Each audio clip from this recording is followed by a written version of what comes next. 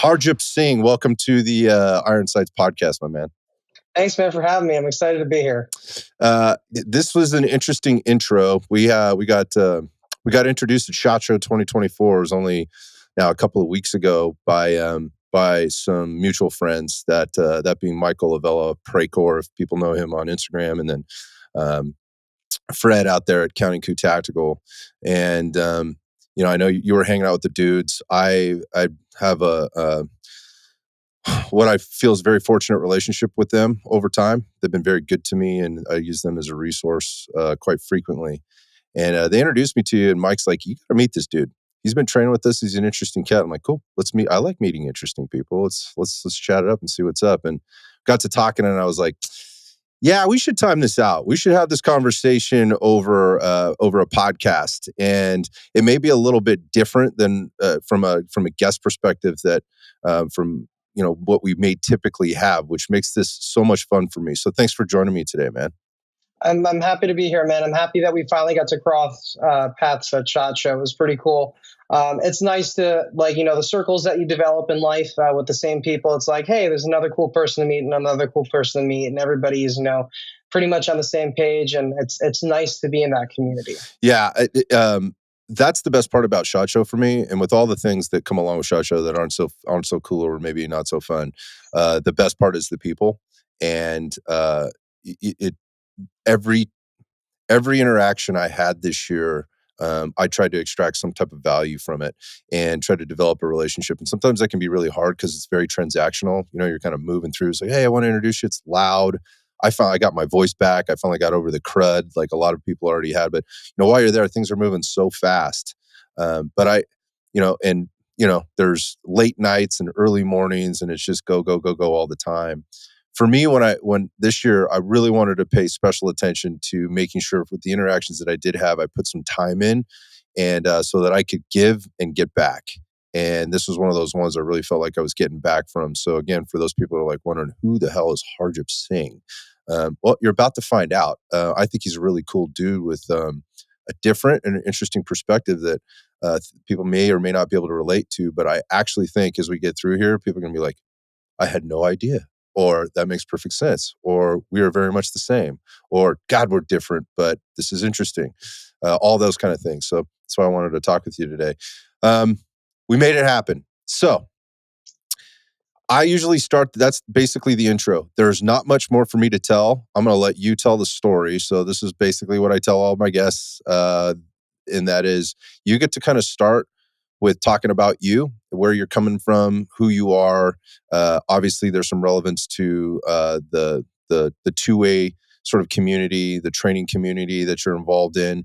I want to talk about that as well. You can start and stop wherever you want. Just be patient because I may have to time you out. I may have to give you the hand signal since we're digital here to allow me to ask some more questions. So ready, set, go. All right, man.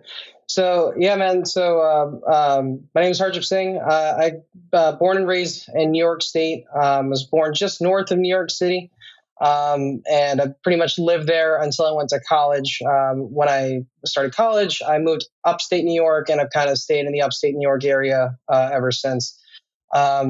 So I grew up with one sister. She's super cool. And then both of my parents, they had a really big hand in me growing up and kind of setting me on the path that I'm on. So I'm very thankful to them. And kind of like how I got started with a lot of this stuff. So for me, a very important thing for me, as you can kind of probably see from looking at me, is my faith. So and my faith is called Sikhism. It is the fifth largest religion in the world. It's a very I love my faith. It's all about seeing the oneness and that same love in everybody. But with that, some of the cool things that I enjoy about my faith is, as much as you're supposed to be a saint, and fighting whatever fight they need to inside to be saintly, and consistently meditating, you also have to be ready to take care of those that can't take care of themselves. So what does that mean? If somebody doesn't have clothes, don't even think about it. Help clothe them, feed people, give people water. That's all within the scope of the faith. Additionally, if somebody, as I like to say, being bullied by somebody else, it is also our responsibility to help take care of those that can't take care of themselves. So growing up, that was one of the most interesting aspects to me of my faith was the service aspects, the physical service, as well as the being a soldier type aspect. So, you have to have a disciplined mind to fight your internal battles, and just as much of a disciplined mind to fight your external battles. And you have to practice both of those things. So, internally, that just means like making sure that you're living your life as a good person, you're making the right choices, you're hanging out with the right people, being amongst good folks, and carrying out the duties that you should do. Externally, it means also working out is actually a pretty big, important part of my faith. Practicing with weapons is a very big, important part of our faith. Our 10th teacher and our 6th teacher that we had in our faith, which I should mention, is not that old. Only started in 1469 AD, so not that long ago, which is kind of cool. So it was started in India, like the northwestern part of India, pretty much. Um, and since then, it's grown around the world. And the whole point of the faith is to connect with whatever it is that keeps Scott alive, that's keeping me alive, that keeps everything else alive, and to not find a difference in that. So we're very much based on equality for everybody, regardless of race, caste, color, gender, creed, anything like that.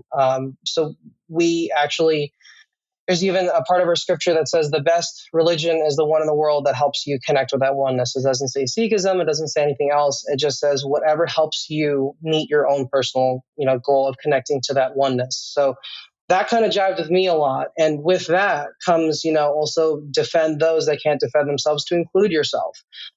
So like our 6th teacher and 10th teacher made it very important for us to practice this saint soldier type living. So we actually even have a lot of prayers, man, that are just dedicated to praising weapons and stuff like that. So things from swords, knives, spears, cannons, rifles, pistols. So all of that was really implanted to me in a very, very early age, and I took a very big fancy to it. And one thing kind of led to another. And first and foremost, the service aspect. So I kind of, the profession that I'm in right now, I'm a paramedic in upstate New York. I think I've been in EMS and in paramedicine, I want to say like 14-ish years now. And I absolutely love my job. I think I have the best job in the world. And with that, it's so incredible for me to help people that need the help and advocate for them, especially in the problems that the healthcare system's having right now. Being able to advocate for the patient, I think, is something really important. And I think I got those lessons from my parents and my faith early on growing up. And then from there, it kind of expands a little bit more into, kind of what we're talking about here and why we met at SHOT Show with the 2A stuff. And it kind of matches. So let's go back to the face. So you said 1469. So we're talking like, what is that? 550, almost 600 Yeah, years. and change. 600 years ago. Okay, so I have a few questions about the faith. Maybe you understand, and maybe you know the history or whatever. Maybe you don't. I don't know, but I have some questions there. But interesting for you to say, like, that's really not that long ago as compared to maybe Christianity, which is, obviously much, much older in the history books. So I wonder what started this? Like, what was the impetus for this upstart of this new faith, or this new, I'm going to call it religion, because I think that's what people can. Faith is different than religion, right? But I think people can understand, maybe when you look at the different types of ways people practice faith. I'm going to use the term religion. That might be incorrect. What started this? Was this a tribe of people that had moved, into some other area that was being bullied by somebody else, or was having things forced on them from a religious perspective? Can you talk about this? Sure, absolutely.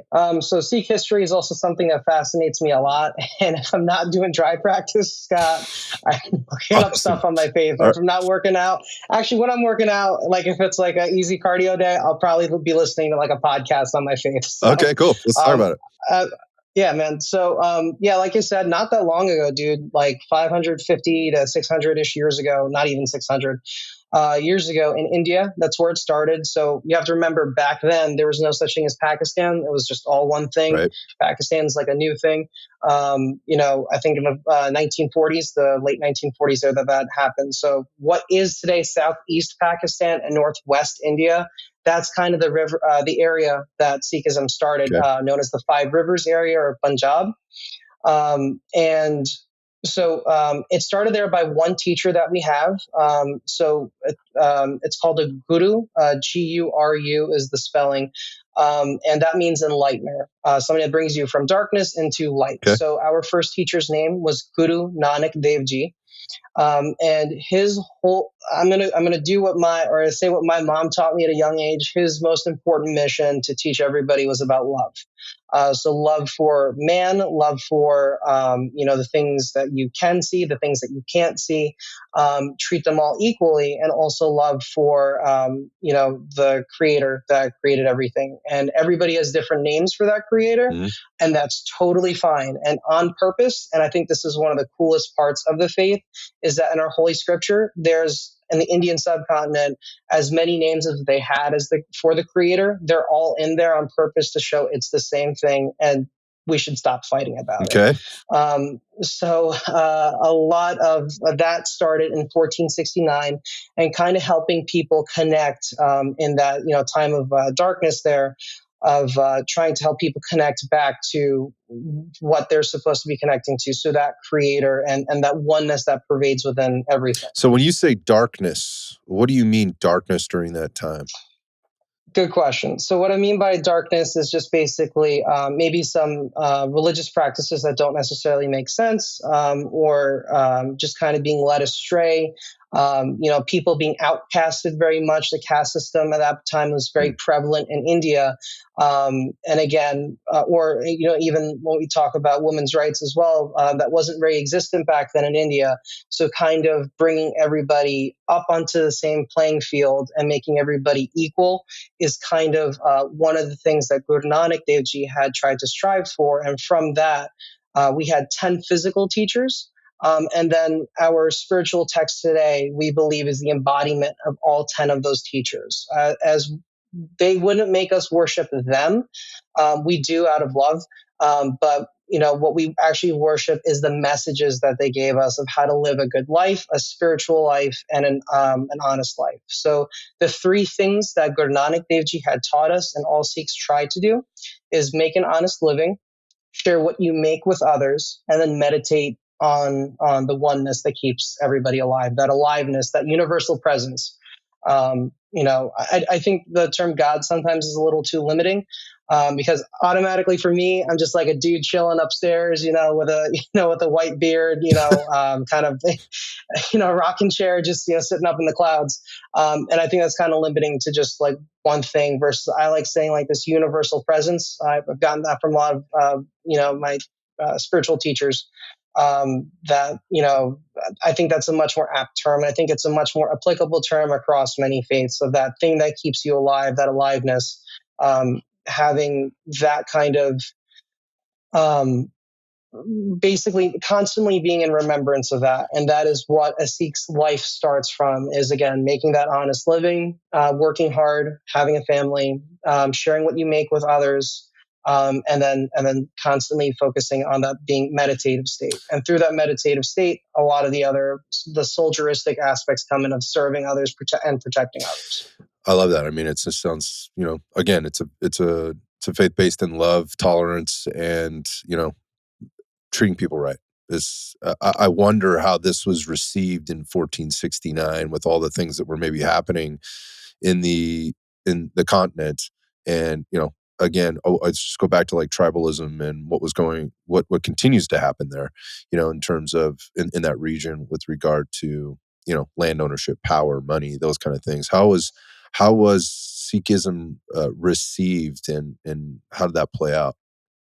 Sure. So historically, at that time, as much as I understand, it was kind of like, what is this guy doing? What is he talking about? It's making a little bit too much sense here, in some areas.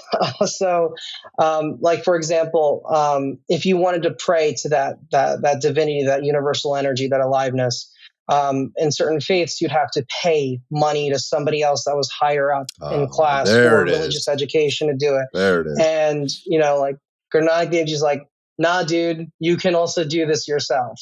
So for the common man, they're like, hey, this is awesome. But for some of those people that maybe capitalized on that, they didn't receive it as well during that time. Got it. So I assume there was a bit of bullying. There was probably a bit of a strife, and I don't know, probably not such a great time for people that are going against the grain. Yes, absolutely. And that's why it's not so much talked about with our first teacher, even though it was there, but being of that, saint soldier mindset, I truly believe did start from our first teacher, reading the texts and stuff that I have. It makes sense that one balances the other. So, like even our Sikh symbol today, we literally have two swords on it. One is for spiritual power, and one is for like that militaristic or serving power. For And sure. you can't have one without the other. Yep. Got it. So again, well balanced across the board. Man, this is fascinating to me. Okay, so as we go down this road here, there's obviously, there's practicing faith, there is the meditative piece, there were three pieces to this. One was protecting others, one was the meditative piece and Uh, being one, and then one was loving everybody, basically. Sharing what you make with everybody. Got you. Okay. So kind of a collectivism in a sense. Um, the sharing with everybody can be measured at some level, right? With regard to like who is doing what, and then obviously can be shown out, right? The meditation is something that's very personal and to help you with these other things. But let's talk about the protecting others, and this other sword, if you will. Where does this come into play, and how does it manifest? And then what does it look like? Is this an army of people? Is this something that is being taught sort of like in schools or dojos within regions? How is that structured? I'm very curious about this. So that's a really cool question. So when our fifth teacher, he was martyred, and there's a lot of history there as well that it would probably take the whole Okay. podcast to explain. But again, it was all for love and for righteousness why he was martyred, and he actually led by example. Good leadership also important. He led by example to show that you even if you need to give up your life doing the right thing and standing up for what is Hmm. right for the common person, you do it. So his son, who happened to be the sixth teacher, it didn't always go within families. But in this succession, it did. So from the fifth teacher to the sixth teacher, Guru Hargobinji, he actually taught us to start being military minded in the fact of being able to defend yourself and defend others. So he started. So at that time, it was the Mughal army that was invading and trying to um,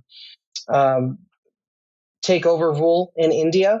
And during that time, a lot of stuff was happening in the Indian subcontinent with the injustices and stuff like that. So the first Sikh wars actually happened under him, again, for the and righteous defense and of all that stuff of the common person.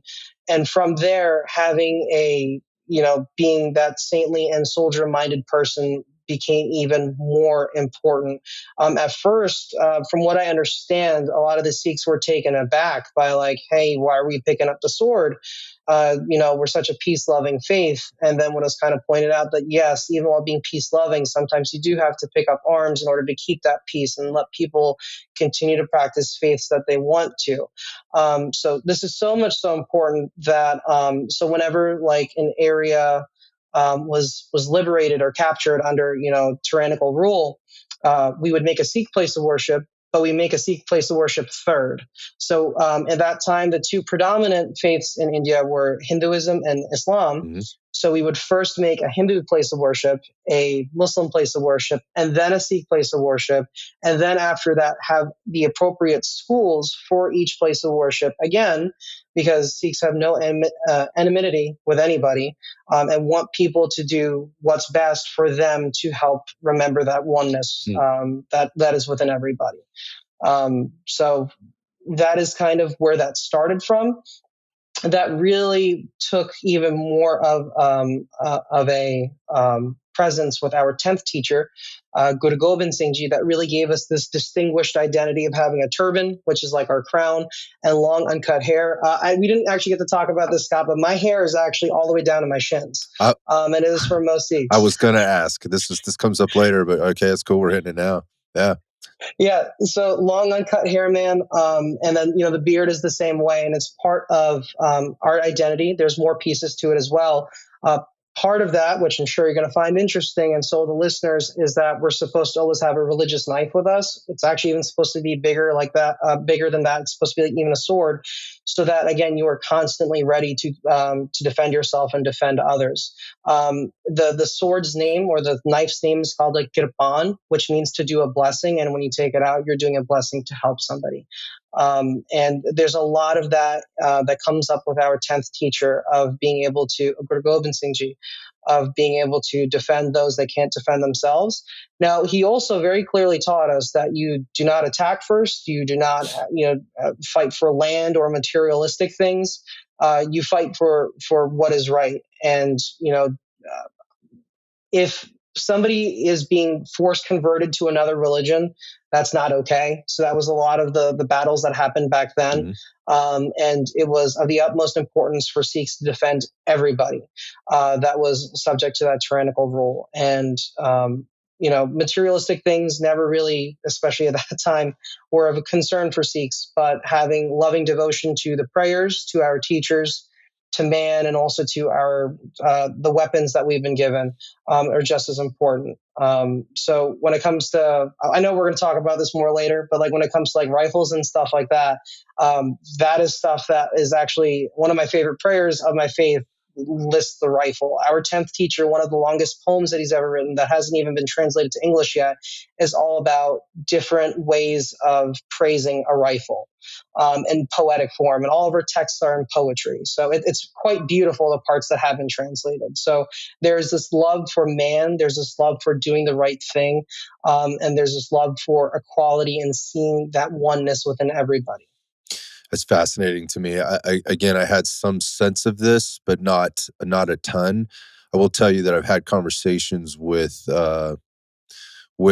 United States service members that have served sort of in let's say tier one units or in the special operations world, that have worked side by side with people of the Sikh faith in country, and in another part of the world, and were very confused until they understood a lot of what you just explained, and now have the utmost respect for them when they're out. They may run into them or come across them or have to or work with them at some level, whether that be in wartime or otherwise. So this intrigued me a little bit, because I didn't understand this part of it. I understood more of the faith piece, but not the inner workings of it and kind of where it came from. So you're giving me all the good stuff today. This is awesome. So let's okay, so over time, in not a lot, a couple of 100 years, uh, the the Sikh people faced a lot of challenges. And I imagine one of those challenges obviously is like, it's one thing, you mentioned the Muslim and Hindu faiths bringing, building churches and then building schools in that order before the Sikhism piece was then fulfilled. I wonder, this is just a question, if at any point in time that maybe created a sense of weakness and maybe communicated some sense of weakness, false sense of weakness, because they go back to maybe what's the quote? Don't mistake my kindness for weakness, and how that may have played out at times along the way in history. Are there any examples of this where maybe it was trying to take it? There was advantage that was trying to be had over folks who were trying to do the right thing. There's nothing that comes to mind, unfortunately, just in that aspect of like the being taken advantage for the kindness, because we believe as Sikhs that that kindness even isn't ours. That's something that was a gift that was given from that universal creator. So if we're just giving that kindness, we're giving it back to its creation. So it's no loss for Hmm. us, or as I would like to think of it. But the aspect of, probably people taking advantage. Yeah, I'm sure that happened and will probably happen in the future. But at least for me, and sure, in different aspects of my life, I've been taken advantage of for my kindness, and I have no problems with continuing to be kind in the future. There's a wonderful uh, um, story I heard from one of my friends who he does a lot of community service at the local church here in town. Um, um, uh, yeah, I can't remember the name of the actual church, but it's just up the road from me. And he said, I think it was they had their Sunday mass, and I think their a religious figure that was there in the Catholic Church was sharing a story of a saint is walking by a river, and he sees a scorpion lying on its back, and he tries to pick up the scorpion, and the scorpion stings him, hurts him, and it falls out of his hand onto the ground, and the scorpion unfortunately falls back onto its back. He tries to pick it up again. It happens again where the scorpion nervously, probably stung him, and it fell back onto its back. This happens 4 or 5 times, and a gentleman that was in a boat, kind of passing by, pulled off to the side and asked him, "Why do you keep trying to help up the scorpion and keep getting hurt, even though it's obviously hurting you, dude?" And the saint very, politely and lovingly replied, "The scorpion hasn't changed its nature, then why should I change mine?" Mm. With that, I thought that was very beautiful. So I think it's important to, in times of adversity, the good qualities that you have, don't let them go, because it makes you a stronger man or woman for it. That's a strong message, and a strong lesson, and I think, a lot of people can probably relate to that now with all the crazy stuff that's happening in the world. There's always crazy stuff happening, but that seems very relevant in this time and place that we're in right now. Let's shift real quick. Let's talk about your name. Let's talk about Sure, your name, and particularly the name Singh.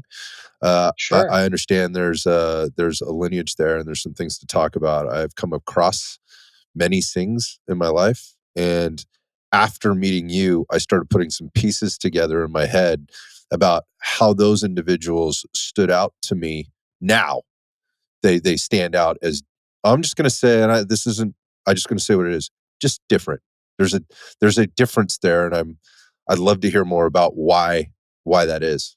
Sure. So, in the Sikh faith, when we finally got the baptism ceremony by our 10th teacher, he's the one that created it for us. He said that from this day forward, once you get baptized, and Sikhs as a whole are supposed to have the last name of Singh, Singh. Now, the reason why, so real quick, the Singh means lion, so that you're supposed to be fierce like a lion when you go into battle, or when you meditate, or when you are helping somebody. Fiercely make sure that you clothe everybody in your neighborhood, or give love and care for everybody that you need to, so that with the same tenacity that you should have for everything. So that's why that name Lion was given. Girls also have a name which is Kaur, Kaur, which means lioness or princess. Either one works. The other reason why this was created is because in India at the time, you were kind of segregated, and this is where my history might be a little off, but you were segregated into the caste system in India based off of your last name. So by having this last name, you were not part of any caste. You were just a lion. And he wanted to empower the most common person all the way up to the most, top ruler of the area, that if practice these principles, you will be just as tenacious on the battlefield of your mind, of trying to discipline that, and also the battlefield of, the fighting tyrannical forces and stuff. Yeah, I'd heard a little bit of that, but not explained that way. So thanks for helping me out there. When I said some, after hearing a little bit more about it, I recognized some things. One of those was on the male side of things. Meaning these are very, very confident, very, very capable gentlemen, that I met along the way. Some are law enforcement officers, some are in the military, and so forth, and some are just, some work at Google, to be quite Yep. frank. But they are very much about taking care of business, that from a family, finance, training perspective. Um, So let's move from that and let's talk a little bit about sort of your own training. And you mentioned some stuff about the rifle there. I sort of alluded to our connection through that space. Again, if you know Mike and Fred, they're big into the distance carbine stuff. And I know that's what you've how you got introduced to them as well. But however, I want to talk about just sort of training. You mentioned a couple of things. One, that you live in New York. I live in California. I live behind the other wall. And there's some crazy places in the United States that are a little less free. New York and California happened to me when I was in New Jersey is wild. Um, with regard to some of the limitations that they have there, as well as we're looking at states like Illinois now that are doing some really radical or crazy things. But the point of this is I just wonder what your upbringing, which you've talked about. I think you've alluded to, just that this has been ingrained in you from a very young age. I wonder where things got introduced to you with regard to training with things outside of knives, swords, physical, or combatives, if you will, and they Mhm. transition over into the firearms space, particularly kind of, again, and we can talk about like where you live and the limitations there and that kind of thing. Sure. So we'll talk about two pieces there. So the first one being like how I kind of got fascinated by it. Honestly, man, I think like every other American kid, like, hey, Hollywood and like just, seeing all the cool guns and stuff like that. But also seeing that I was very analytical growing up. So I'm like, hey, this scary movie would have been stopped if this person was just able to defend themselves. You mean the whole plot line goes away if the Exactly. good guy has a gun and the bad guy is not the only guy with a gun. I love that. Like cinema just disappears if everybody's carrying. That's so funny. Exactly, exactly. So like that was kind of like, hey, I kind of like self realized that growing up. Always been fascinated by the United States military growing up as a kid too. Me, like every other kid, I wanted to be a Navy SEAL growing up because I just enamored them a lot. Quick aside there, if you want to keep this in here or not about that. So when I was growing up, I got bullied a lot. I wasn't as confident as I am now when I was a kid. And for me, seeing these like tier one dudes, tier two dudes come out of nowhere, different parts of the country, and just like develop this brotherhood and just go do good guy stuff around the world helped me a lot growing up as well. Like, hey, I don't really know how exactly my brain, put these two things together, but it holds very true for me. To this day, that like, hey, good men can come together and actually get good stuff done. And that kind of helped me get through a lot of bullying in school. I made a lot of good, well, not a lot of good friends, but a friend or two along the way that kind of helped with that. But, when I was in that high school period, but I got bullied a lot, especially living just north of New York City. A lot of people think that, in the state that I live in, or maybe the state that you live in, that there's not as much bullying or call it what it is, racism and stuff like that. And I'll be honest with you, man, I get more of it sometimes I feel like up here in the New York area than I do when we go to like where you and I go to Blakely. And Hmm. like everybody there is super warm and inviting.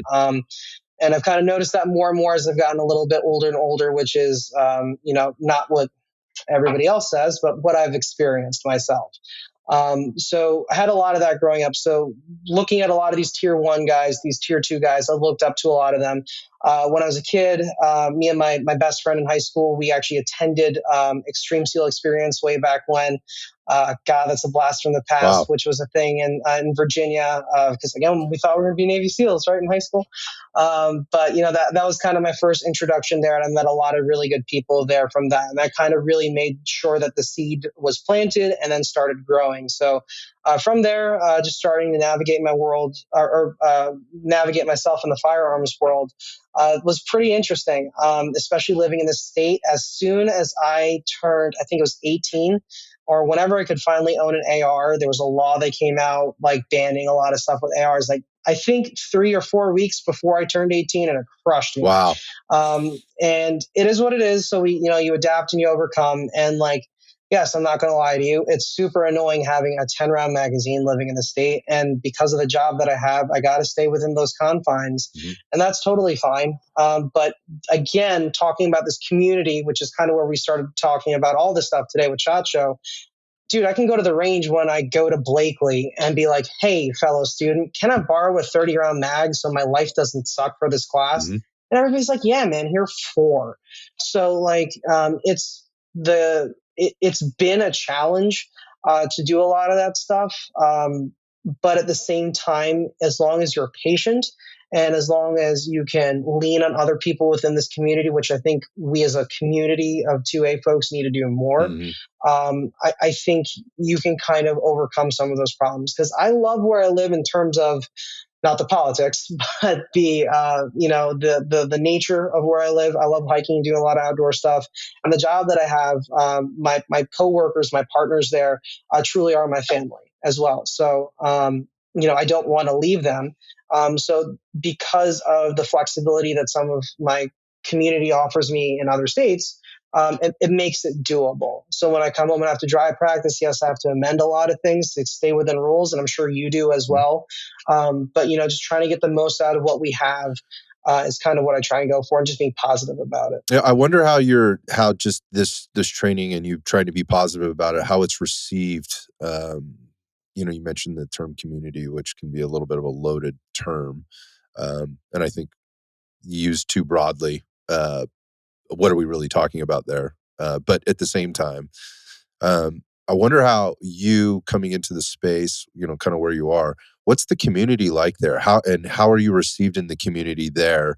Uh, with where you're coming from and your experience and the limitations that you guys have and so forth. So that's a good question too. So I mean, I got my group of brothers and stuff like that we like hang out and we train a lot. We shoot as much as we can on areas that are very restricted in what we can do there, but it's something. And then we try, just continuously motivate each other. And, something that I really started learning, I got to give credit where credit is due with like Mike, Fred, Adam over from like Spirit of Systems and a couple other Hmm. people about like, hey man, it's not also just all the rifle stuff and the pistol stuff. There's also a physical health component to this too. And I'd never been super active and stuff like that, like I should have been as a kid. Um, I was outside a lot, but I just never worked out a lot. And as I got older, I kind of just got into this mindset of I just don't need to, I don't need to. And anybody in this space that is like, well, if you're not here, then why even bother? You're just like outcasted. And I'm just like, okay, then I'm outcasted. But then you have people that are encouraging and actually have good stuff out there. So like the 3 names that I mentioned, there's even more, I'm sure.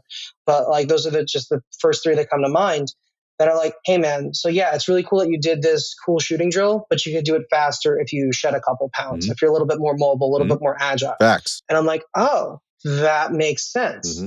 And that actually kind of started like this weight loss journey for me over the last like year and a half or so. And I've been really happy with the results and I'm hoping to keep going forward.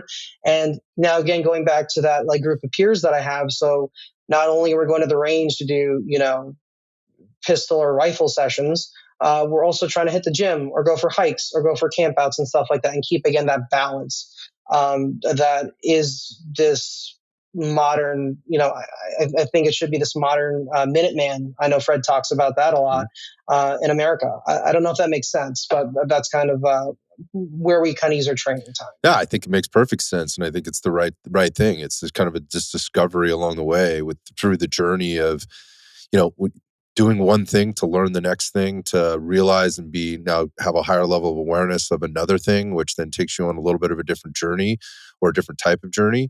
And I just wanted you mentioned like the weight loss journey, the workout journey, the taking better care of your physicality journey. How have you been successful? What are the things that you do? I mean, because I think this is something that many, I would actually say most individuals that maybe we come across and train with, they're challenged by. I would actually say most. They're challenged in their own ways. There are some freaks. There are some, just cartoon character dudes that can kind of do whatever. They've been able to reach and maintain, a level of health and fitness, or just let's just say fitness. I'll leave the health piece out because often that could be very, very different. But the point of this is, uh, when I got out there and started training more, I started to realize this gap that I think you're realizing, or that you realized that, wow, like there's guys out here with a lot of gear, a lot of guns, a lot of time on the range, but there's so much missing sort of in between. And how could I help them? And the reality of it is they were they didn't really want the help. They just want to come out and shoot and do stuff, which is fine, which is fine. But the other part of it was they didn't want to accept the help if it was given. So it's interesting, just like the disconnect there. So I wonder, like, how did that? I mean, you mentioned the realization. How did the transition go, and what have you done to be successful? So I'll answer that question, but one thing I definitely want to talk about later is like that group of student that just comes out with like the gear and the guns and stuff like that, and like, hey, look at my cool new camo I came up with. Right. Um, I want to talk about that at some point. But to answer your question, so like how I've been successful with it, one is just accountability with peers, and just realizing like, hey man, like it's great that I have this cool optic on my rifle, but like if I can't run from here to here, Right. if I can't keep my rifle pointed in a safe direction for an extended period of time, what are you doing? Right. So Great I think question. it's to give the I give a lot of respect, just like my faith does. That's why there's prayers about them to my rifles and weapons and stuff. And I don't have many, but like the one or two that I have, to give them respect, I need to take care of myself in order to best use those tools. Mhm. Otherwise, I'm just going to make a fool of myself. So it's been a balance. Now I've gone through periods. It's been a rocky journey of where like, oh no, I just got to like do a week of dry practice, and then I forget to go to the gym, and then I'm like, oh, I go to the gym the whole time, but then I forget to do dry practice. So it's like finding this balance as a 28-year-old Mm, has been tough. mm, And having, I think again, my peers to kind of help balance me on like, dude, like maybe stop doing dry practice for 2 hours and like come out with us or something like that. Like having that balance, I think, is really important. So I guess my peers have been a really big asset in that. One of my peers, he works out a lot, and he actually was kind enough to actually get me into the weightlifting side of the gym, doing squats and deadlifts and stuff like that. And honestly, that's like my favorite thing to do now. I'll be honest, I haven't gotten to the gym to do that a lot recently because he moved away to farther away. So I have to kind of go by myself and do it now. And again, keeping yourself accountable is tough. But just realizing that, like, when I show up to these courses, I'm going to get the most out of these courses is if I show up also physically healthy. mhm. But that shouldn't preclude anybody that's not physically healthy yet to not go, Agreed. because being around that type of person, to well, like yourself, that like is like a balance of like being healthy but also being a student in this space. When you expose yourself to those type of people, you are going to grow through that osmosis, as long as you're open enough to it, like you were talking about before. So you have to be an open-minded person. Yeah, I think that's the important piece there is the inclusivity, that it shouldn't keep you from going, but at the same time, you should have a look around and understand why other people are doing better things and look, or maybe more proficient at things, and look past the gear or the gun or whatever that they're shooting and look at the whole picture. What are they doing to stay balanced? What are they doing to stay fit? Why is, or how does this all play in together? Um, and I think what you said there, just about the being influenced in a positive way, or having that tribe, or having that person, within the tribe that's really, really loves working out, right, and can be really encouraging for that, and actually, show and help and teach. Again, I'll use the term influence you in a positive way. How important those people are, and that there are different roles within these communities or these groups that people can play if they want to play them, um, and how important that is. Uh, I guess within the tribe, if you look at it that way, the tribes within the community, just to keep people encouraged and get And them to do the right stuff. you were talking about that word before, community, and I think that's a much better word, is actually tribe, like your tribe of people.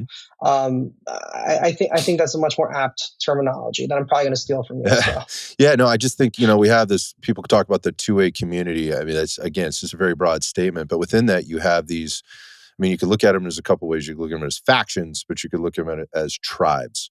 Um, and the a tribe comes together and serves one another and doesn't do anything to disrespect or do anything to interfere with the tribe's mission, or what the tribe's trying to get accomplished, versus a faction which seems to always have an agenda, and is continually picking or poking other folks, or maybe looking out to like disparage other folks to somehow uplift their faction. And like that's what I've been drawn to, is like these tribes within the tribes, and they overlap. in a good way, right? They overlap within a good way, but and within those things, you'll find the people that are like the people that love working out, the people that are great with the distance, rifles, the people that are great with the pistols, the people that are great with the night vision, the people that are great with whatever, whatever it is, it's the combatives, the blade work, the jujitsu, all of these different types of things are, you'll find those, and it doesn't mean those tribes can't support one another. Well, I think they will, I guess, is what is the point, versus the factions, which are like, no, we got to keep all this stuff tight to the chest and not share it with anybody because this is just original to us, or like we can't share because that makes us weaker if we do. Anyhow, I'll get off my soapbox about the workout thing. I was just curious as just kind of how that plays in and your journey, I guess, just in general, because I think it's going to be very familiar to a lot of people. Everybody struggles with consistency. Everybody struggles with a bit of motivation. There are ebbs and flows. Sometimes you're really strong at something, just like you mentioned, like dry fire. I'm doing it all the time, and then I go a couple weeks and I don't. It doesn't. It doesn't. It, thinking that I have to pick it up to that same rate again in order to maintain that proficiency. Maybe there's truth or non-truth in there, but how am I staying balanced along the way? I think you nailed that term with the term balance. So let's talk about like how things expanded for you, as you're getting into training outside of, your local area, and, how are you influenced? And here's the thing, like, I think you mentioned like the cinema, the being drawn towards, maybe you mentioned the SEAL thing. I wonder, like, given your background, who you are, where did the messaging come from outside of that and how have you been drawn to maybe folks? I mean, you mentioned Adam, Fred, and Mike. I'm just curious about the messaging that you're getting from the greater community, if we look at it that way, and how has it spoken to you, and where have you kind of been drawn to? How did you find your way to those guys versus maybe other guys that maybe, I'll just say what it is, a little bit more popular on Instagram, a little bit more popular on YouTube, a little bit more popular socially. Some guys are in video games, some guys play a lot of video games, all that stuff. I wonder how you've been influenced here. That's an interesting question. So I would say them from like my group of peers where we all support one another. I think branching out from there and trying to do this a little bit more professionally and give the tool the respects or all the tools the respects that they deserve. I'm kind of leaned on a lot of the social media stuff. On the different platforms, like you Mhm. mentioned, not as so much anymore, but like the Facebook community, a lot more Instagram, YouTube, Twitter, or X, or whatever it's called now. There's a lot of good information that was being passed there, but I think it's worth mentioning though, that even through all that information, there was a lot of sifting that I had to do. And a lot of it at times I'll get to that in a second, but just a lot of sifting that I had to do with realizing, okay, this is going to work for me or this is not going to work for me. And for me as just Joe consumer, I mean, my day job's a paramedic. I knew a little bit about this stuff, but probably not much more than the average person, to be honest with you. So I think the thing that started setting apart for me, where I wanted to go in this training journey, is professionalism. The professionalism that the instructor or instructor cadre would exude on social media. So, like, if I know somebody is professional in their speech and their decorum, in how they approach their teaching topics and how approachable they are for, again, Joe student like me, I think I would be drawn to those areas more. But I'd be remiss to not mention that I absolutely got caught up several times with, well, this is what the most popular guy is saying, therefore, this must be true. And I cannot tell you the amount of training dollars, the amount of time, the time off that I've had to take from work, and just money and buying gear and equipment that I've wasted kind of chasing a lot of that stuff. And now I kind of feel like through spending a lot of time in this space, that I think I've been able to find a group of people that are actually willing to help train me for me and help me meet my goals versus whatever the coolest handgun is this week or the coolest camera next week or the best optic last month. And especially, again, I'm only 28 years old, man. Like, I fall victim to that a lot, especially just going back 2, 3 years ago of trying to be part of that in crowd in this space.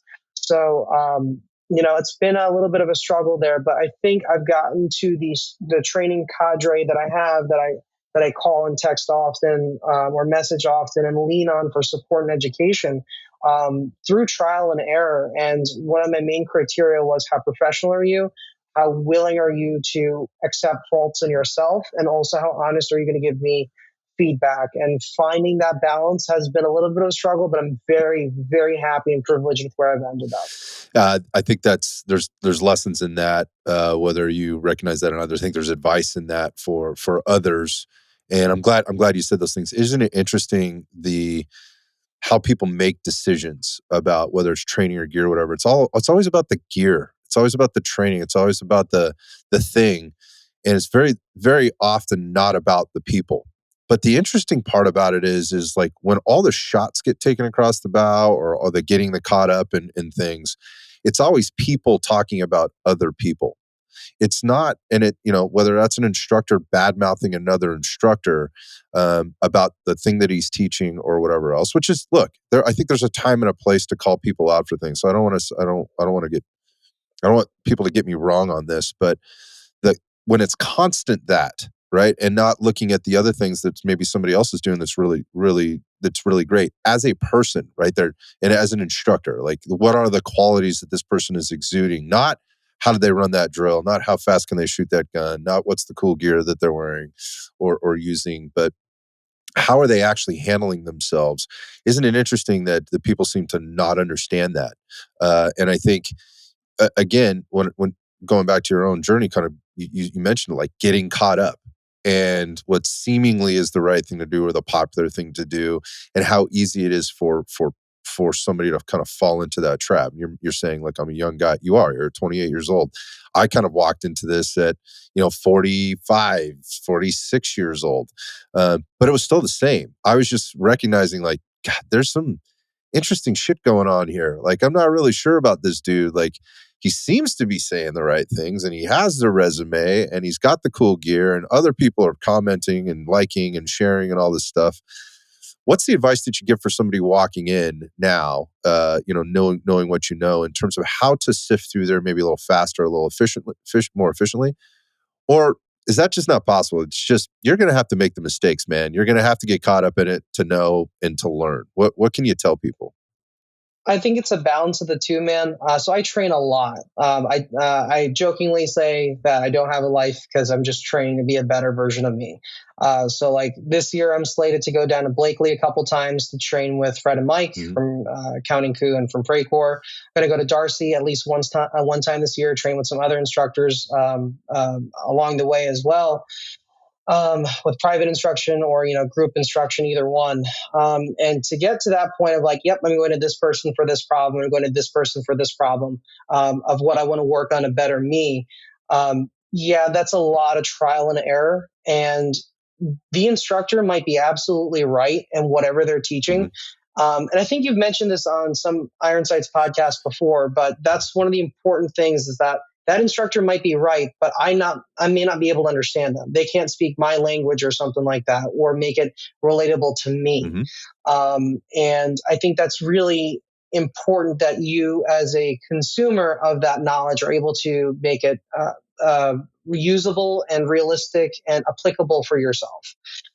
So that is going to come with a little bit of trial and error. You can lean on some people that you trust. So like, for example, when I went to Mike and I'm like, hey man, I'm realizing my pistol game isn't where it needs to be. He's like, okay, go see Mark Smith at JBS training. Right. So you can kind of use that a little bit to lean one dude on top of the other, that kind of like backs him up a little bit. But still, at the end of the day, I could have gone to Mark and been like, this isn't my cup of tea. It Sure. absolutely was my cup of tea. But that's only going to come through trial and error. And that's part of the journey, which I'm going to admit, for me, is the hardest damn pill to swallow, man. Like, it's just part of the journey. And I don't know if it's just because I'm younger. I'm just like, I want the results now. I want to be better now. And every training dollar, every training minute that I dedicate needs to be used effectively. And that is a unrealistic world, Mhm. unfortunately, and a truth that we just have to deal with that has been one of the harder lessons that I've learned in the last couple of years that I've been doing this at a much more accelerated and dedicated pace. Yeah, you have to keep doing it. You have to stay in it long enough, I think, to get it. And so I would agree with you with that in that sense that there is this, you have to be, you have to go through it, to know. And that's not necessarily a bad thing if you go into it with maybe a little bit different mindset. And that is like, I'm going to the training, so I'll know it when I'm done. That means I've done this training, so I am good. No, it that's a I don't think that's a realistic expectation going back to kind of I think what you were saying there, managing your expectations and also the patience piece. And that is like this is going to take time. And now you're going to get some skills, you're going to maybe get some information that you should then be able to apply to whatever your problem set or your why for, the reasons for going or seeking out this knowledge or going to this particular instructor. But not do anything outside of like, I am going to try and get everything I possibly can out of this. That is it. That is my expectation. That's on me. That's not putting the expectation on the instructor to teach me everything. This is me putting the expectation onto me to just take whatever I can get from this person. And that, again, and going back to like the not wanting it all right now, understanding that this is just a very small step in the bigger picture. I think where people get really impatient is kind of what you mentioned, and that is like making the mistake in their mind, making a mistake. That is a $600 training mistake, a $1,000 equipment mistake, and just going, what the hell did I do this for? And then kind of reeling it back to like, why did I make this decision? A lot of times it's because it wasn't a well-informed, you didn't start from a well-informed, why do I need this? Why am I going to this instructor? Is it because somebody else said I should? Or is it because in this case, it was like my pistol game isn't where it needs to be. And you went to a trusted resource who said, then you should go see this guy because he's in your region. He does a really good job at this stuff, right? Or whatever else, and being able to take that from your own experiences and again trusting it's one professional to another professional. I believe that's what you got there because I know Mark really well as Mike, and they have a super great relationship, and that's what good people do. That's what good instructors do for their students. They should be interested in your journey and the next steps in your journey. I guess my point in saying all that is the patience piece as well as the setting realistic expectations piece, and also understanding that you probably shouldn't go all in because you don't even know what all in is yet. It starts with these simple steps and just get started, right? Just take it's like going to the gym. The first thing you got to do is you got to fucking show up, like go to the gym and then show up again, right? And then show up again, take what you learn, try to apply it, and expect nothing other than every time I come I'm going to learn a little something more, or I hope I do, because if I'm not, then maybe I need to make a different decision, or maybe I'm not applying myself, those kind of things. But that understanding that, because you made a mistake doesn't necessarily mean you feel like you made a mistake, doesn't mean the instructor was wrong or that information that they're providing was bad. And stepping onto the bandwagon of looking for all the reasons through somebody else's comments or reasons or whatever else why that instructor is bad is not truth necessarily, right? Like maybe there is a little bit of truth there. But my point of this is you had an experience, it wasn't for you. Move on, get another one, right? But also look back and go, what can you take from that? What can you take from that experience? And I've had lots of them, and some of them are way better than others. I'll just leave it at that. But what it ended up coming down to at the end is something I want to just go back to from the beginning that you said, which is how are they handling themselves outwardly? Not how do they shoot, not what equipment are they using or whatever they are. But what I find, it's very obvious very quickly if you stay in it long enough and you do some due diligence, and kind of watch and just observe what's going on. I think you find out pretty quick who you're dealing with. And the biggest things I always hear from people are, and this is a big thing for me, is when I show up to maybe a training with an instructor who I don't know from outside of social media or maybe a quick DM chat or something like that, is the most relieving thing is that when I get there, those people are the same people that I was chatting with online, right? Or I Mm. see in their videos or whatever else. Like what you see is what you get. Or I met them at SHOT Show. It's like same dude, right? Same person, same thing. I have rarely ever been caught off guard. And I credit that to I've done I've done the due diligence in trying to understand who this person is, not what they're training, not the cool CQB shit, not the, the distance carbine or the bolt gun stuff or the red dot pistol or whatever. It's who is this person that I'm talking to, I'm listening to, I'm thinking I want to take advice or instruction from first, because all that other stuff is the same stuff other people are doing. They may just be doing it in a different way. I'm not saying it's some people don't do it better. I'm absolutely not saying that, because a lot of people do it better than a lot of other people. But before you make that decision, make the decision, is this the right person for me? Is this the right type of coach? Also, with the understanding that you may still make the wrong decision and you won't know until you Yes. get there. And I think that's kind of what you're alluding to as well. I don't know how you feel about that. And Scott, I'm curious for you. Have you, in your journey in this space, have you felt like you've maybe not made the right decision either with gear or, in my opinion, more importantly, training or something like that? And like, how have you, as a fellow student, redirected yourself into a more positive experience from there and then moving forward? 100%. 100% I have, because part of this is once you make the decision, there's a commitment that you have to make, right? And that commitment might be, and let's just put like gear, for example. What's the right pistol for me? What's the right holster for me? What's the right belt for me to put this on? And that's a lot to know. It's a lot to understand. And there's no way for you to know it all. So you're gonna have to make some decisions, and you should expect that you may have to change things that you've committed to, like, oh, this is not the right pistol for me, like I made this decision. I didn't have a lot of access to other things, but now that I've been behind this particular pistol for, I don't know, 3-4 months, or let's say, 1,000, 1,500, 3,000 rounds, I'm recognizing, and I've had an opportunity now because I've made that investment, I made that commitment, I'm out on the range, other people have let me maybe shoot their stuff that I didn't even have access to before. I didn't know. And you realize, like, I like this other thing. I think it fits me better. And here's the reasons why. The reasons why are things that I know now that I didn't know then. So, there have been instances like that. Like, hey man, like I'm not sure what, setup I should get. Can you help me with this? The good people will just recommend, they'll try to help you through your decision, and like, why is this important for you? What are you looking to get done with this or get accomplished? But ultimately, you still have to come up with those answers as a consumer Yes. and as a student. Yes. And I have. I've made decisions that I wasn't ultimately happy with. But what I will tell you is, and same on the instruction side. Some of it is just kind of by like default, like, hey, I'm in this area, I'm dealing with, or I'm going to this event. There's these instructors. This is what's available. This sounds interesting. I don't know anything about this instructor really, but this sounds interesting. Let me go get this experience.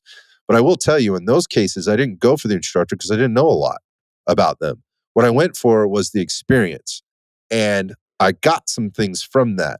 Now, looking back, I understand more what I got and what I didn't get from those experiences just by being involved. So I have made some, I don't want to say mistakes. I don't look at anything as a mistake, I guess. Maybe that's I've made some decisions that in hindsight I would have made differently.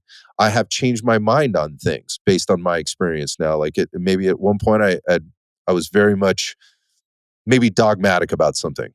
But through experience, I've learned that that's not a good place to come from, because one size doesn't fit all. There are some fundamental things, and how you apply those fundamentals are going to be specific to your need, to your person, to lots of different things depending on what we're talking about in terms of context.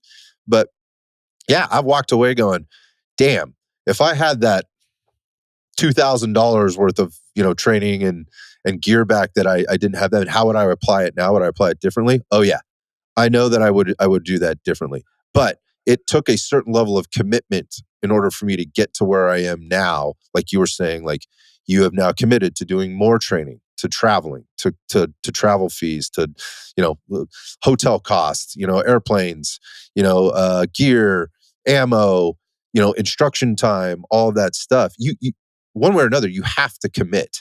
And if you don't do that, then I don't think you're in a really good position to say what's good or bad, or who's a good instructor, who isn't a good instructor. I got to be honest with you, you have to have multiple experiences. So that's I, that's a long way to answer your question, but I think the answer is yeah. If I look back, I go, damn, I wish I hadn't done that. Yep. And I think it's just important for other students that'll hopefully be listening to this realize that it's okay to have that experience, Mm-hmm. and you kind of, file it away, and now you move on. But you can still take something from that. When I was going through my paramedic interning, one of my mentors, taught me that even if you get a bad preceptor, a bad experience, when I was getting menteed, I guess, during paramedic school, he said that even if you have a bad mentor, it's okay because you can still learn something from that. And I think that's something that we just need to realize a lot more of, is that we can make what we want out of every experience. But of course, there's a much more bigger return on investment if the stars kind of align, where the equipment that you selected makes sense, or the instructor that you chose makes sense and helps you meet your goals. And I think the buzzword a lot recently about knowing your own goals is like defining your requirements Mm-hmm. of, like, hey, what is it actually that you want to accomplish? And you need to sit with a minute, or for a full minute, by yourself and kind of answer that question. And it took me weeks for me to understand what my requirements were about what I wanted to do and what I wanted to learn and grow in the space. And I think all those things are normal, good, and healthy, but I don't know why they're not talked about in this space so much. Yet it's arguably one of the more important things to consider when you're a newer student of this space. Yeah, I think there's a few folks that do a really good job with this, but I don't think it's sexy and drives a lot of traffic because, people want to see cool shooting videos, or they want to see the drama, or they want to see the, what's better than this type of, or who's better at this, whatever happens to be, whether it's a piece of equipment, it's a, shooting actors, whatever it happens to be, whatever their niche happens to be. But there are those questions. And what I see actually a lot of times is those people that do a good job of talking about that very thing and that concept, they get very frustrated because they know it's not the most popular message, yet it's the one that they end up having to communicate the most because the questions drive it. Like what's the best rifle for, what's the best rifle for, for, I don't know, CQB or home defense?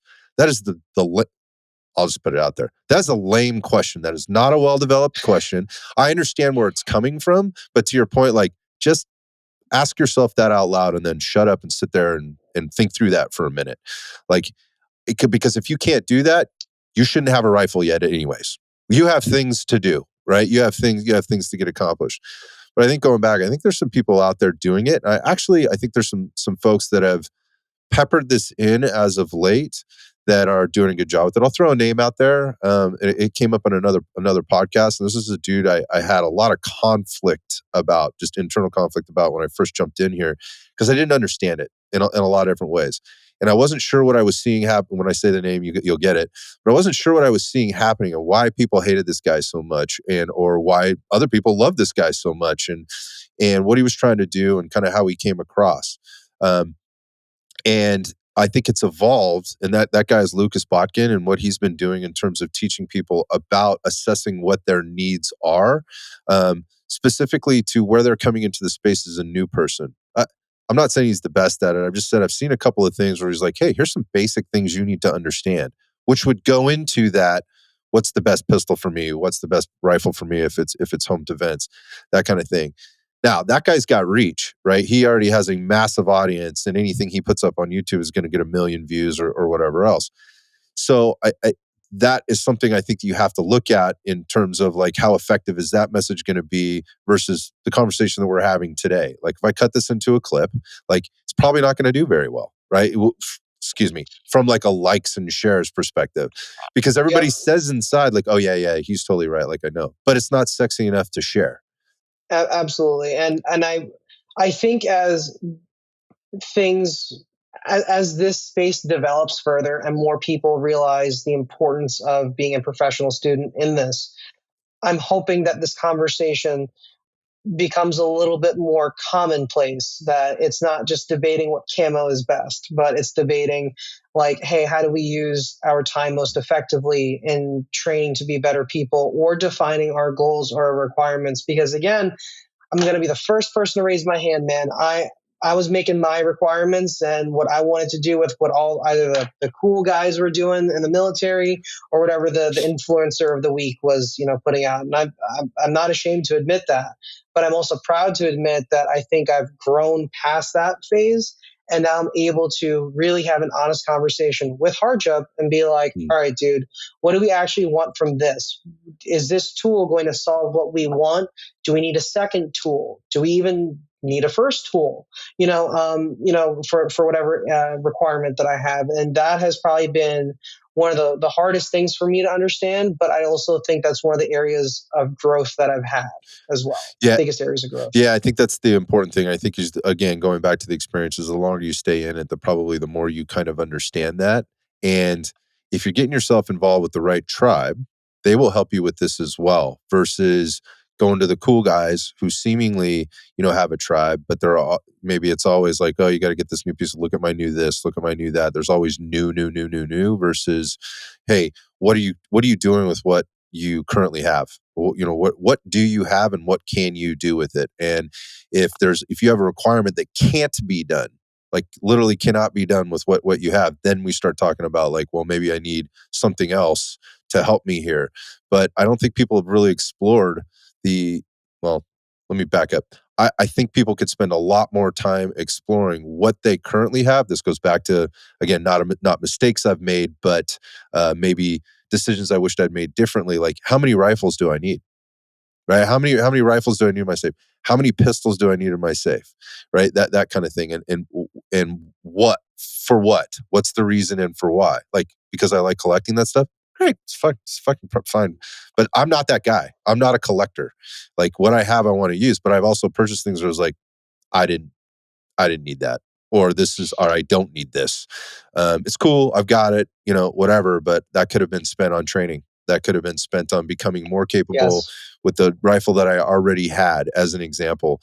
And that's where I spend my time now. Is just like, I'm not looking for new gear. I am stepped up into the distance carbine thing over the last year. It's very cool to me, because it gets me out in nature with like-minded people. We get to have a good time. There's a little bit of a math problem there. I have to think through that game a little bit more. It is physical, kind of in a different way. I enjoy the people. I've learned that I enjoy the people that enjoy that genre a little bit more. I think for the same reasons, and so I've gotten into that, which is, again, stepped up like my requirements in terms of what I need to have. So I spent a little bit more money there. But my point of this is I got everything I need for my requirements. I got everything I need. I don't need anything. Hmm. I just need to be as good as I can be with the stuff that I have.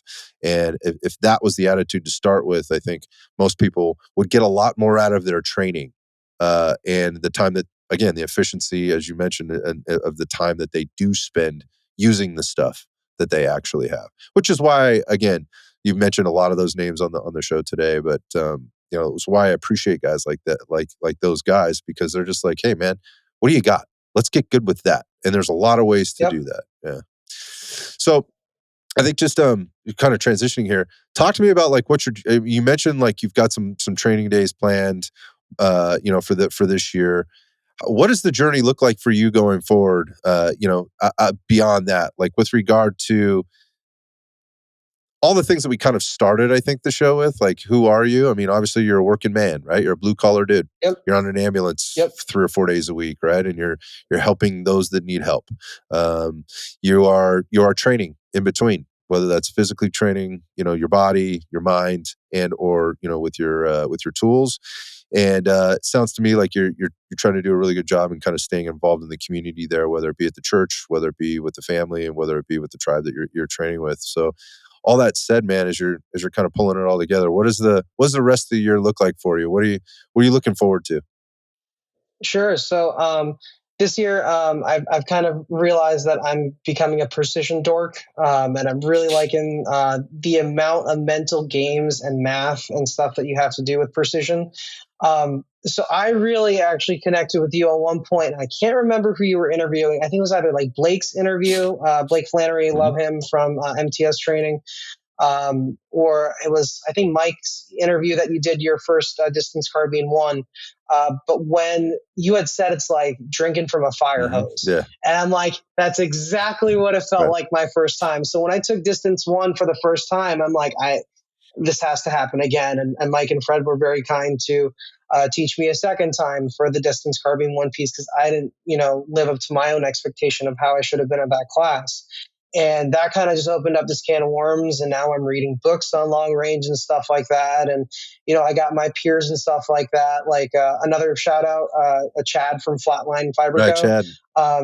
Yeah. So like him and I rap a lot about the long distance stuff. And we're both trying to become better at it. So long distance is definitely something that is in my future, just because I like how much of a challenge it is. You know, calling wind, that's something you can't properly predict unless you spend time with it. And you can still make a mistake, and that to me is very interesting. And then still stuff, man, like with pistols, still working a lot of the fundamentals there. So I'm excited to get with Mark again this year, in a couple weeks here, and do some more of that stuff. I find a lot of the stuff that I continue to do is not the sexy stuff that everybody talks about as well. And we're just talking about fundamentals. And I'm gonna be honest, even when I'm with my patients in the back of the ambulance, and I'm teaching new people, whether they're new EMTs or new paramedics, um, you know, it really comes back to the fundamentals. So if it's the fundamentals for when I'm saving people's lives in the back of an ambulance, or improving their lives in the back of an ambulance, why is it not the same in the firearm space? And the truth of the matter is actually just that. So, focusing a lot on continuing with the fundamentals. That's why I enjoy dry practice so much. I just get to keep working on the fundamentals. And all the people that I mentioned, or the training institutions that I mentioned so far, these are all places that just are focusing on the fundamentals. And I'm so grateful that I have, again, the people to recommend to other people of like, hey, these are where you go learn these fundamentals. But this is the other cool thing that I think needs mention here as well, is that like it takes a great deal of humility for an instructor to be like, yeah, man, no, you don't see me for this. You go to this guy for this, who's better at it. And I think that, for going back to a question that you asked before about how do you gauge who do you kind of train with, somebody that's able to know their limits is somebody that I trust. So like same thing in my workplace, somebody's like, yeah, I know everything. I know everything. I know everything. I'm like, no, you don't. And you might hurt somebody because of it. But somebody that's like, goes to a mom of a child that we're taking care of with a very rare disease, that we're not trained in that disease at all, actually taking them on and be like, hey, mom, I actually don't know about that disease. I have my fundamentals that I did to stabilize your kid. Now, can you teach me more so I can continue to stabilize your kid better?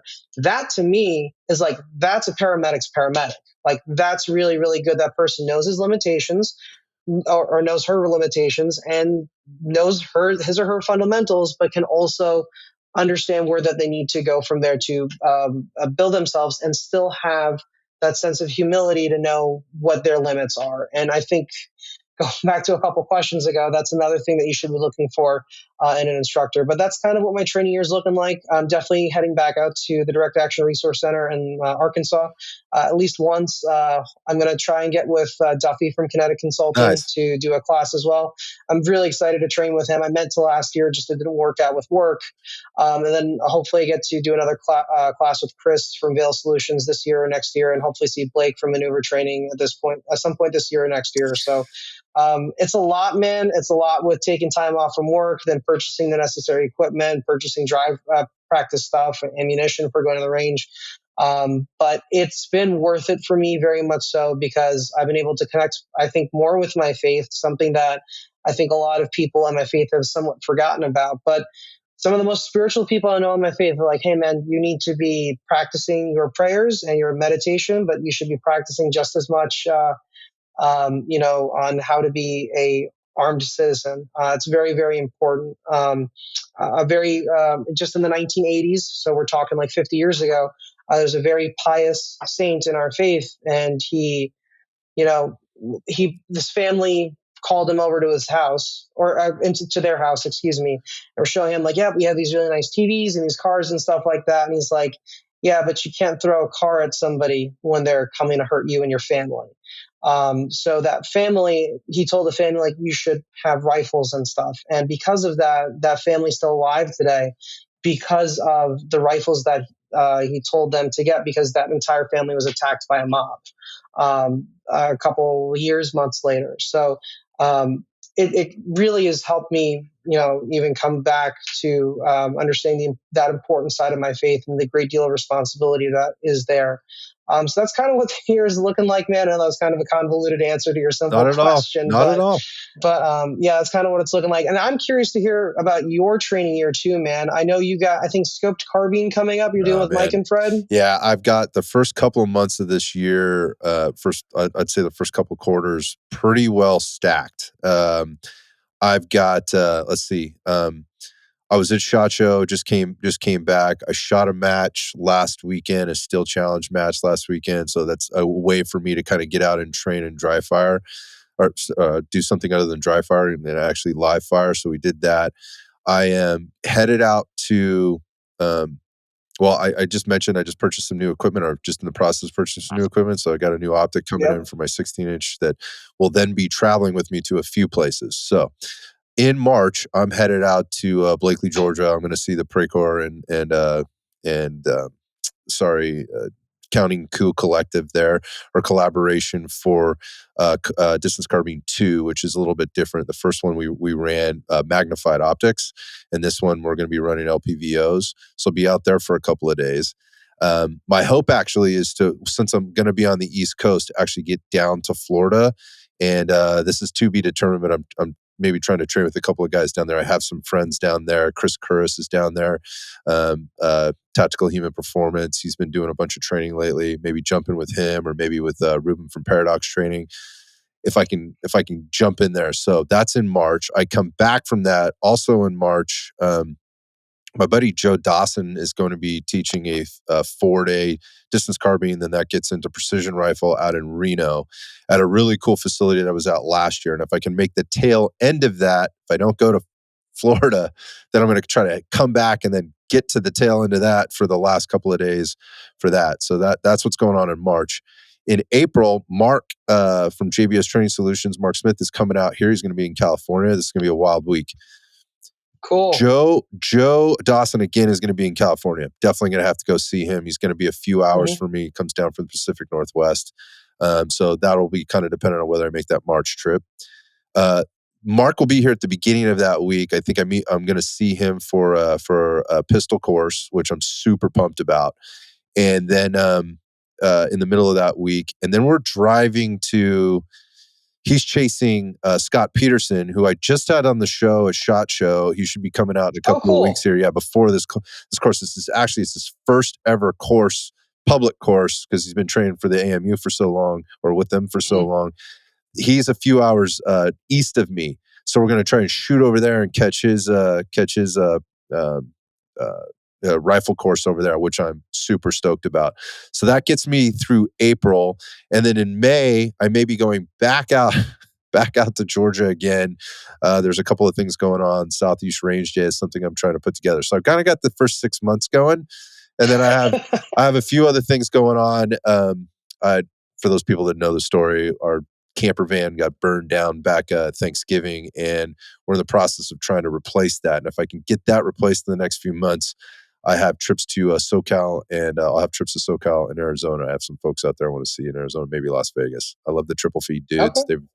Triple feed guys are out in Las Vegas. They're always a lot of fun and a good wealth of knowledge. And then if you know the Gun Fu Fighter out there, Lineage Defense, he's out in Mason is out in Arizona. And I missed him the last time I was there, and I want to get out and train with him. So, man, there'll be way more training this year than I had last year. Some of the things are to be determined, but some of those things are definitely happening. I couldn't be more excited about it. So I'm going to ask you a question here then, especially with your background. And this is obviously where the wheels fall off for me. So when I'm doing all these travel trips for training specifically, and I know when I get there, I'm going to be gassed at the end of each day. I drive because it's just easier. And don't get me wrong, it's still a lot of hard work to get all the way down to Blakely from up here, it's a or all long the way way. up to Arkansas. It's a long way. Yeah, it is, especially solo if I'm going solo without a buddy. But I always find that my workouts and stuff just honestly don't happen when I'm traveling and stuff like that. And a little bit of it is, I'm exhausted. And the other part of it is I'm not as disciplined enough. If there are other people that listen to this that have similar issues, I'm curious to hear any advice that you have for those people, and first and foremost myself, about how we can be a little bit better. Because like I noticed I did a lot of training at the end of last year, and I was on the road a Mhm. lot, and I'll be honest, disappointed with myself on how a lot of that workout stuff kind of I pushed aside, and wrongfully so, but then I overcorrected and lost the drive practice. So I'm trying to not have that happen this year as a goal. Yeah, so you mean more of like from the physical training piece? Just the Yes, sir. workout piece? Yeah, Yeah. that's a great question. You traveling is tough because generally, if you're traveling somewhere, there's a very tight itinerary on the other end. If you're going to like, there's 8 hours of instruction that day. That means you got to get there an hour early for a brief or whatever. Drive to wherever you got to get to. Then you go through instruction. Then somewhere in there, you got to eat during the day, and then you got to eat again at dinner at night. And that doesn't leave enough time because, or a lot of time, because you have that early start the next day in foreign territory. You don't have your access to your garage gym or your gym down the street and all that stuff. I think that's a reality. And I think that, you got to start by setting realistic expectations. Like, what am I here to do?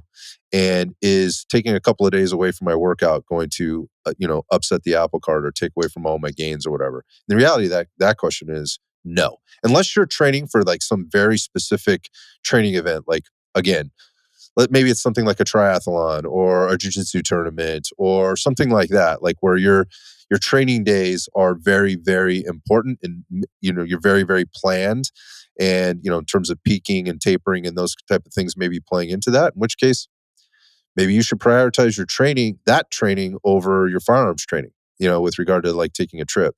So I think that's for the individual to measure out. But going away for like a 2-day training course and beating yourself up because you didn't get your workouts in, um, I, I don't think that's a really good place to to maybe put yourself. But now I will say there are things that you can do. Like if I'm away, like again, like what could reasonably be done where I go. If you running is always something that's very, very accessible. You can get out, get a quick run in, get some exercise in. But um, you could take some type of like a body weight type routine or the kind of the hotel room workout along with you. We've designed those things here at the gym. We have some online programs like online, Okay. workout anywhere or workout from home guide. A lot of that stuff came up, during COVID and stuff, where people were like, all of a sudden their gyms were taken away from them or their access was taken away at work or whatever they might have had. So there are things that you can do, but I think you should set a realistic expectation. Like, does this help? And does this enhance my experience while I'm at this training weekend or, series of days or whatever? Or does it take away? And what I mean by that is, does it leave me exhausted? Does it leave me stressed for time? And more importantly, do I have to cut things out that could be more important for me to get the most out of this experience? Mm, And what I mean by that is the most important things I think people can do when they go to these experiences are, one, just have the right mindset going in. I think that's uber critical. But the two things that I see people neglecting the most on these things, and I'm included there, again, going back to intensity of itinerary and just travel and all that stuff, is diet and sleep. Those two yes. things trump exercise every day, all day, 365 days a year. So those are the things that I think, like, if you're going to put energy and focus into, or maybe doing a better job for people. Again, if you're gone 2, 3 days or whatever it is, 2, 3 days is not going to crush your workouts and your fitness. 2, 3 days of poor sleep and poor nutrition will not only crush your experience while you're there, but that will then trickle into the following week when you try to get back into those workouts or any training or any work that you need to do as a paramedic. Where if you show up, I need you on your game, dude. Like, if CC calls the paramedics because I need help, I need Harjup to show up like switched on and ready to go. And if he just went 3 days eating like, let's just be honest, eating like shit, sleeping like shit, foreign food, environment, foreign sleeping environment, all that stuff. Comes back, he's exhausted from the training and all the travel and everything else. Then he jumps back into his life. You are not going to be an efficient human. So I think, if what you're looking for is workouts, there are stuff you can do, right? There's stuff you can do. Does that help and enhance your experience? Or does that hurt and potentially take away from your experience? I think those are things that should be weighed heavily before beating yourself up. right? About not getting it done or whatever else. Guilty. Yeah, yeah. Because if you're consistent the rest of the time, and you should look forward to, I'm going to take a couple days off. I'm doing all the right stuff. I'm going to take a couple days off. The things I can control, maybe are my nutrition, my sleep, and the experience that I get from the money, the investment, and the energy I want to put into this training thing, and take that as a win. And speaking about experience, do you enjoy, because so the trainings that I've been doing a lot more recently have either been private, or they've been like group based where we're living out of like cabins and stuff Mhm. like that, like down at Blakely. Do you find that one is more enjoyable than the other? Like one environment where you kind of retire to your own hotel rooms scattered across a city or a town, or like that environment like Blakely. So I want to train with Joe really bad. I don't know the range out in Reno. I've heard about it several Mhm. times. But like, is that something similar to that, or is that kind of like you retire to your own hotel kind of thing? Great question. So here's my the first answer to the overall statement is I love the places where it's a totally immersive experience for the time that you spend. The quality of stuff that you get, where, like, again, this is maybe a little bit more of a unique experience. You keep mentioning Blakely. The arena training facility has like on site cabins or bungalows, right? And so aside from bringing food in that you could, you've got a microwave, you've got a refrigerator in there, and they do have some access to cooking stuff in the clubhouse there. But um, what that allows for is you cut out all the in between travel time. There is no driving to hotels. You're staying on site, right? Um, Mike and Fred do a really good job of actually bringing food in and doing like a barbecue night. And then there's, where everybody eats together. Meal times, I think, are super important. So if you can go to a place where those are being emphasized, I get a ton out of that. Sharing a meal with other dudes, right? And having conversation off the range, which often involves stuff that happened on the range that day or whatever. Man, I learned so much and built so many really great relationships. I really do prefer those. Now, that's not the case for all the facilities or all the sites, but like, that you may go to. And I know Mike and Fred, they've come up so many times today. They do a really good job of picking those types of places so they do give that kind of experience when you go. Um, Going back to, kind of what you were asking with Joe, like Reno. Reno has an amazing training facility that's not far outside of a town that has access to a ton of things. That being Reno, it's like 30 minutes outside of town, and so what that allows is everybody can kind of go out, but they come back to the same place. And what I found is the instructors that do a really good job of kind of building community, they plan for this stuff, right? To where, like, I'm away and we're going to have a meal together. We're going to do dinner together at least one or two of those nights or whatever. So everybody has the option to come back. Sometimes, people have responsibilities. They got to get back to the hotel, get other work done, whatever else. That can be, I've been there, but I always love the total immersive. I get to hang out with these dudes outside of the typical range training day, or range day or whatever. And so, like, I've been to events with groups of guys here from Northern California where we've gotten Airbnbs, and like, there's 15 dudes, that gone to this event, and we're all staying in the same Airbnb. That can be a little annoying, but also can be super rewarding. And so, like, people that are traveling around, I think this is maybe a good place to put this in. Like, they're traveling around, and grab a buddy, grab a couple buddies, right? That can Heck It yeah. can help with the travel expense. Reach out to people that you communicate with on Instagram or through social media and go, hey, we're showing up to this thing.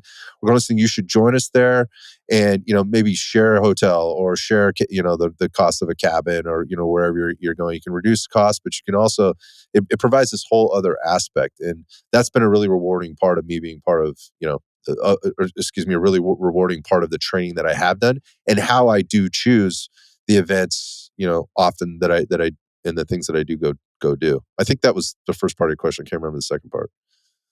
Just that the whole experience in Reno with Joe, Yeah. because I want to get out and train with Joe at some point too, because again he just presents himself as a very disciplined and humble and very knowledgeable guy, and I've been trying to meet him at shot shows and stuff like that. I haven't, but hopefully get to meet him on the range for a class one day at the very least. Yeah, so it's no secret that Joe's a very close friend of mine, and I think very highly of him for a lot of reasons, personally and professionally. I think he does a really good job.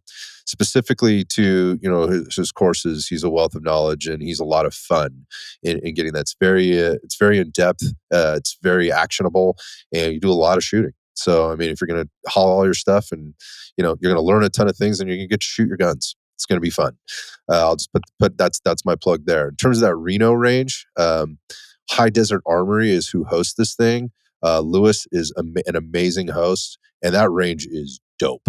It is awesome. Yeah. There's got to be a couple hundred targets out well beyond a mile in some cases. It's you kind of drive back into this valley, and it's this large flat valley. They have like a 100-yard range and a pistol range there for do some sighting in or some zeroing in.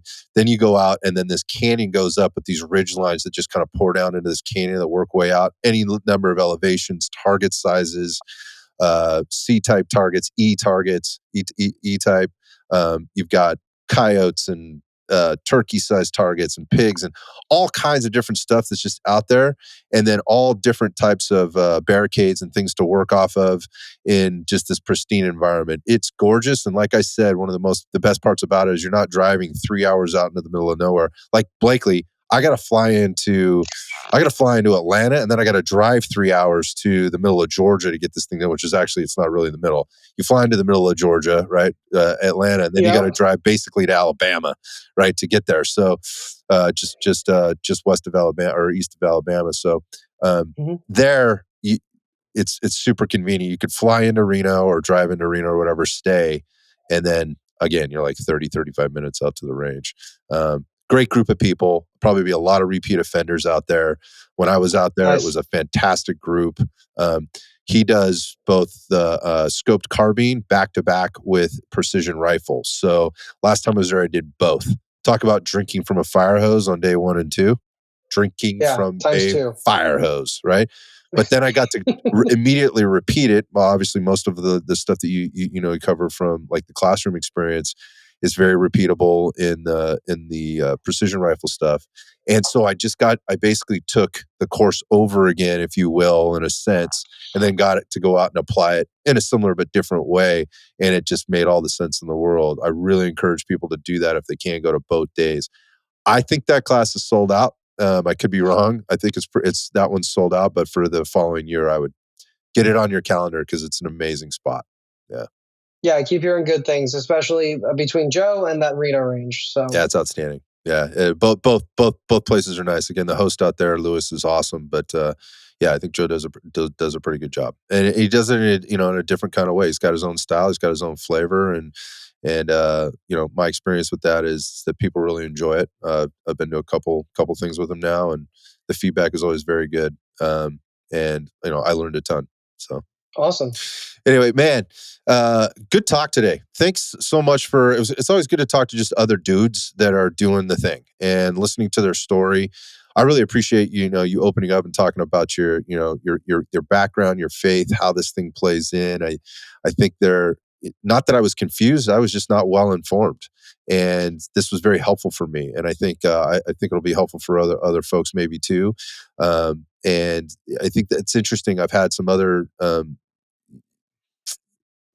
folks on the show that have talked a little bit about their backgrounds and that in there's a separation. I mean, let's be honest, man. There aren't guys on Instagram that look like you talking about gun stuff. There just aren't, right? Yeah. I mean, I don't know anybody if there is. So, and that's one of the things I'm working on this year too. If everything works out correctly, and hopefully I'll send you the link and stuff when it's all squared away. But I'm trying to make a Instagram after hearing a lot of my fellow peers in this space, but an Instagram just about being like a student in this space and kind of documenting my journey. I love it. I think I'm gonna do that. Like, not like, hey, this is the coolest, optic ever, and this is why you should buy it. It's like, hey, this is my experience with this piece of equipment in this space. This is how it's meeting my goal. These are the trainings that I went to kind of, get me to the place that I wanted to. And maybe even just have like people on there, like for like lives and stuff. People like you talk about working out, Sure. like helping people like me. Literally started from nothing a year ago with the workout stuff, and now progressing slowly on this journey and like just moving forward with that. So that's kind of what I'm thinking about doing too, just to help out other fellow Joes that are out there to, kind of get after it. And, this is pretty cool being a professional student. Don't just show up with a cool camo, show up with your notebook and an open mind. Right. Very, very relevant, man. And I do anything I can to support that. I'm all about. I think in doing that, what it does, going back to kind of my reference earlier about the other guy who's sort of doing some of the more fundamental, talking about the fundamental things for the new for the new person sort of entering the space. Anything that invites more people in to see this as more normalized, but also like it's okay to come in at these different stages. And there's all walks of life that are involved here. This is not weird. We're not weird. This is deeper than we just like guns or Navy SEAL movies or John Wick stuff or whatever else. This goes deeper. So telling that story, sharing those things, if it reaches 10 people or reaches 10,000 people, if one or two people come into the space with a more positive experience and a little bit more a better foundation for making better decisions for doing the things that they need to do to be more capable, more dangerous, more safe, and more confident with regard to their handling of how they look at and communicate their Second Amendment rights, their ability to protect themselves and others and serve others, themselves and others.